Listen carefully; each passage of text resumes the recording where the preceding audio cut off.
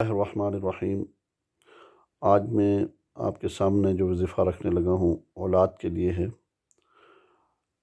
بانجھ عورت جو ہوتی ہے، جو کہتے ہیں کہ یہ بانجھ ہے اور عورت اور اولاد نہیں ہوتی، اس کے لیے سب سے پہلے وہ 7 روزے رکھیں۔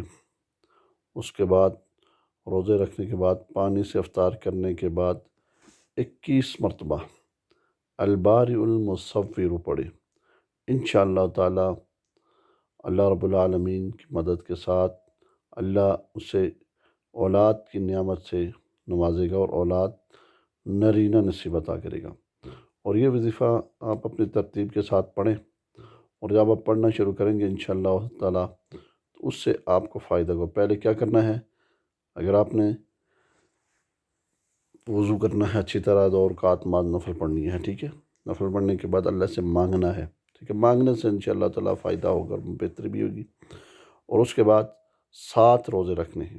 7 روزے رکھنے کے بعد الباری المصور، الباری الباری المصور، یہ آپ نے 21 مرتبہ پانی کے دم کر کے اس پانی کے ساتھ روزہ افطار کرنا ہے، ٹھیک ہے۔